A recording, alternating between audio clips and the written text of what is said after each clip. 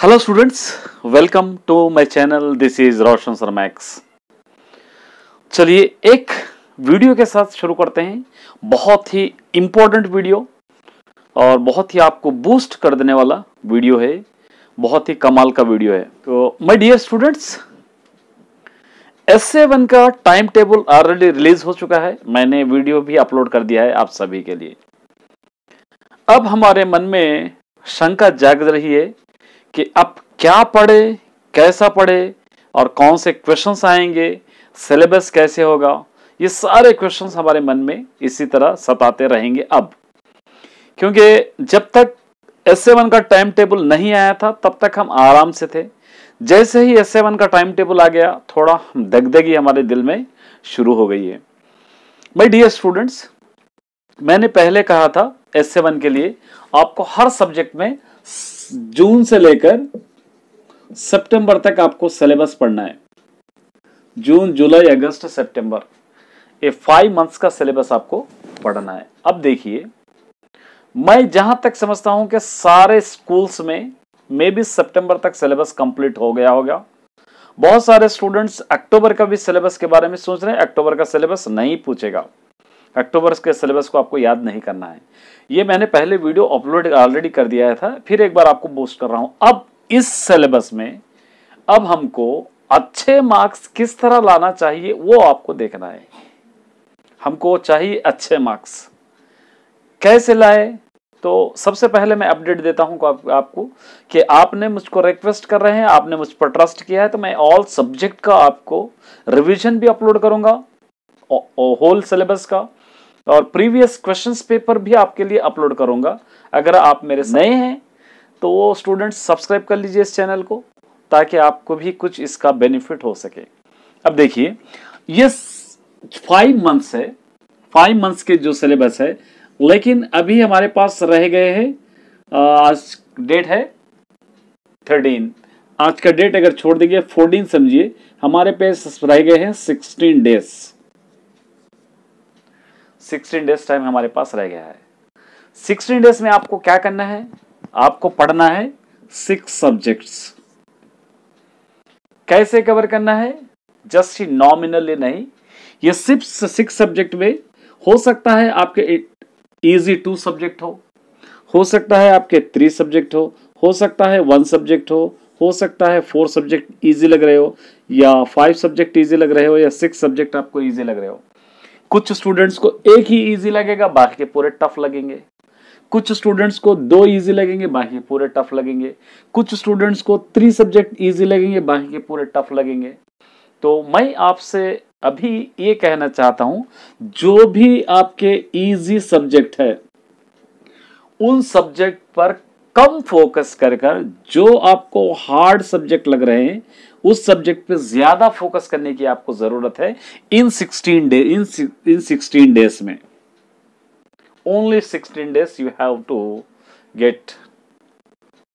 If you are doing work hard in this 16 days, you will get good marks. If you are wasting the time again, the time your exam will be not going well. ये 16 days आपके अपने नहीं है। आप पहले 6 hours पढ़ते थे तो 10 आवर्स पढ़िए। अगर आप पहले 10 आवर्स पढ़ते थे, अभी 14 आवर्स पढ़िए।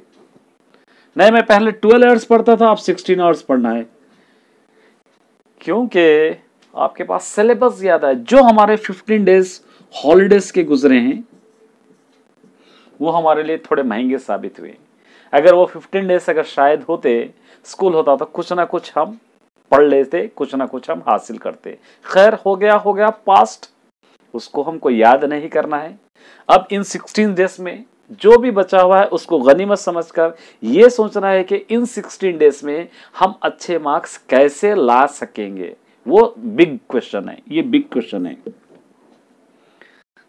अब रहा 5 मंथ्स का सिलेबस, और मैंने सिलेबस भी आपके लिए अपलोड करूंगा। कौन से लेसन से अपलोड करूंगा आपके आंसर्स के साथ। होल बुक का रिवीजन जब अपलोड करूंगा, लेसन भी। नियरली सोशल स्टडीज में 12 लेसन है, 10th क्लास के मैंने देखा है 12 लेसन।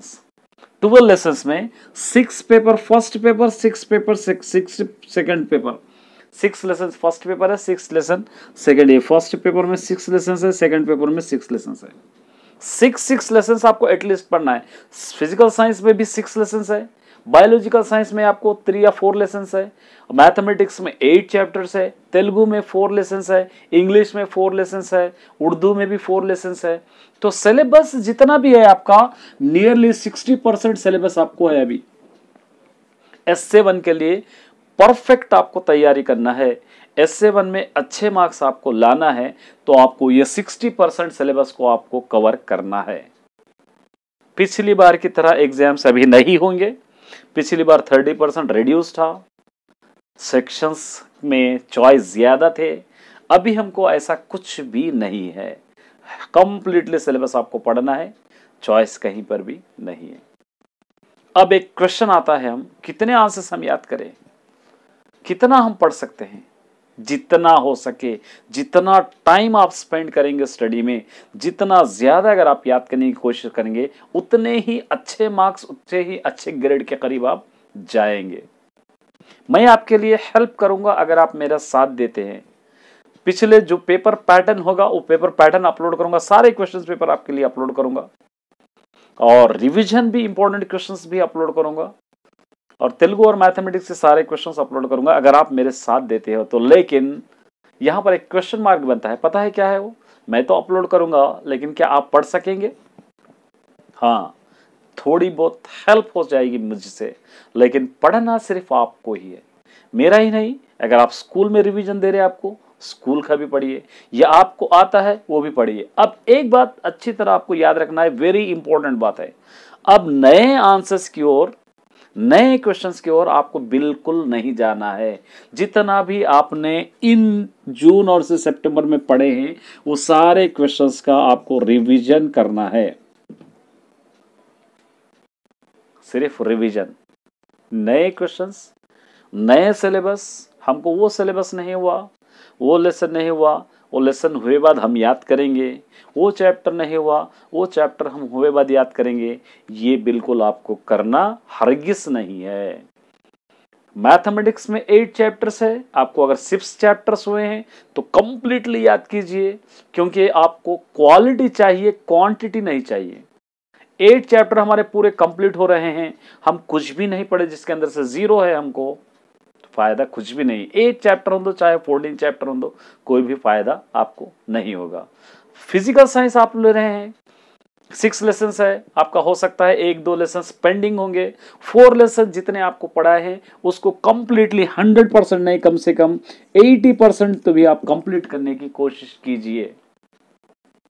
नहीं, हम टीचर जब पढ़ाए जब ही पढ़ेंगे तो टीचर पढ़ाए तक आपके पास वक्त आपके हाथ से निकलता चला जाएगा, क्योंकि एग्जाम्स आपके बिल्कुल करीब है, टाइम ज्यादा नहीं है, ना ही हमारे पास उतना वक्त है कि हम एक एक लेसन को अच्छी तरह देखते जाए, एक एक लेसन के 1-4-4, 2-2, 3-3 आंसर याद, ऐसा बिल्कुल नहीं करना है।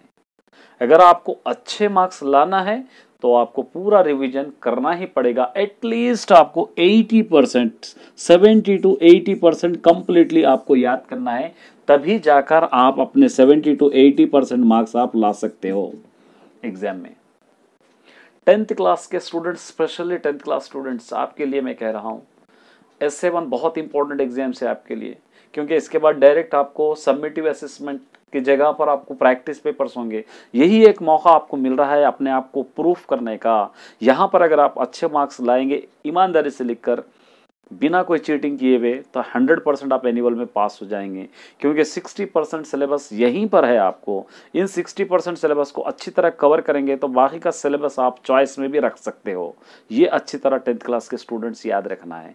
8, 9, 6 के स्टूडेंट्स खैर होम एग्जाम्स है, उन लोगों के पास उतना ज़्यादा प्रेशर नहीं होगा जितना 10th क्लास के स्टूडेंट्स के पास होगा, क्योंकि 10th क्लास के स्टूडेंट्स को बाहर जाकर एग्जाम लिखना होगा, अदर स्कूल में एग्जाम लिखना होगा, अपने स्कूल में एग्जाम नहीं रहेगा बोर्ड एग्जाम। तो उन चीज़ को ध्यान में रखते हुए, उस चीज़ को याद करते हुए आपको अच्छी तरह पढ़ना है, पढ़ना है, पढ़ना है। चाहे कहीं से भी हो, आप अपने टीचर से पढ़ते हैं पढ़िए, ट्यूशन के टीचर से पढ़ते हैं पढ़िए, या आप सोशल मीडिया से यूट्यूब से पढ़ते हैं पढ़िए, लेकिन बिल्कुल टाइम वेस्ट मत कीजिए। अभी भी वही दोस्त के पास जाऊंगा, फ़ोन से मैं टाइम पास करूंगा, टीवी में देखूंगा, पार्टीज में जाऊंगा, एग्जाम्स के 1-2 दिन पढ़ूंगा, ये बात बनने वाली बिल्कुल नहीं है। समझ आ रहा आपको? अगर कुछ डाउट है तो मुझे कमेंट कीजिए, लेकिन पढ़िए आप ज़रूर। तो माय डियर स्टूडेंट्स, ये जो है आपका मैप है, इसको अपने जहन में रखना है, अपने दिमाग में रखना है, उसके हिसाब से आपको स्टडी करते जाना है। डेली डेली आपको एटलीस्ट 3 सब्जेक्ट आपको पढ़ना है। डेली 3 सब्जेक्ट, 2 आवर्स 1 आवर्स पढ़ना है, डेली 3 आवर्स पढ़ना है। 2-3 डेज में उसको एक बार रिवीजन भी आपको करना है। तभी आप अपने आप को बूस्ट कर पाएंगे, अपने आप को प्रूफ कर पाएंगे, अपने आप पे यकीन कर पाएंगे, तभी आपको अच्छे मार्क्स आ पाएंगे। नहीं, जैसा है वैसे ही चलेगा तो वैसे ही चलता रहेगा। ऐसी कोई बात नहीं है कि जो पढ़े हैं वो पढ़ते रहेंगे, जो नहीं पढ़े वैसे ही रहेंगे। तो जो भी स्टूडेंट्स अपने आप को बिल्कुल लो स्टूडेंट्स मानते हैं, या मीडियम स्टूडेंट्स, जो हम कहते हैं ना कि एकदम ज़्यादा पढ़ते हैं ना कम पढ़ते हैं, मीडियम स्टूडेंट्स, वो लोग अपने आप को अच्छी तरह प्रूफ करने का एक गुड अपॉर्चुनिटी है। इस अपॉर्चुनिटी का 100% फोकस कीजिए, 100% फ़ायदा उठाइए, 100% आप लिखिए, तभी आपके लिए बहुत कारगर साबित होगा। ज़्यादा उतना लंबा तो नहीं बना रहा वीडियो, बस इतना ही कहना चाहता हूँ। कोशिश अच्छा कीजिए, फोकस कीजिए, कुछ भी डाउट है तो मुझको पूछिए। और मेरे पिछले वीडियोस लास्ट ईयर के एस-ए-1 में सारे रिवीजन आपको चाहे तो मिल जाएंगे। आप जाकर एस-ए-1 प्लेलिस्ट में चेक कर सकते हैं, एस-ए-1 रिवीजन, वहाँ पर भी आपको मिल जाएगा। कुछ बचा कुचा है या छूट गया तो और भी मैं अपलोड करूँगा, लेकिन पढ़ना आपकी रिस्पॉन्सिबिलिटी है। मैं जितना चाहे उतना अपलोड कर सकता हूँ इंपॉर्टेंट मटीरियल, लेकिन पढ़ेंगे कौन? पढ़ना आपको है। देखना खुश हो जाना ऐसा बिल्कुल नहीं है, प्रैक्टिकली करके आपको दिखलाना है, प्रैक्टिकली आपको पढ़ना है, सिर्फ सोचना नहीं। अरे मैं एग्जाम में मुझको 90% मार्क्स चाहिए, मैं ए ग्रेड में पास होऊंगा, लेकिन ए ग्रेड में पास होने के लिए कितनी मेहनत करना पड़ेगा, कितने % मार्क्स होना पड़ेगा, कितने लेसन्स पढ़ना होगा, कितने हमको आंसर्स याद करना होगा, ये सारे चीज़ें बहुत मैटर करते हैं उस मार्क्स के लिए। इन सारे चीज़ों पर आप मेहनत करोगे, वर्क हार्ड करोगे, फोकस करोगे, तभी आपको जो परसेंटेज आपने दिमाग में सोचे वो परसेंटेज आपको कंपलसरी मिल जाएगा।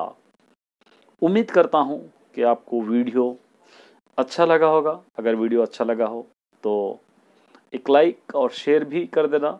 Best of luck all the students.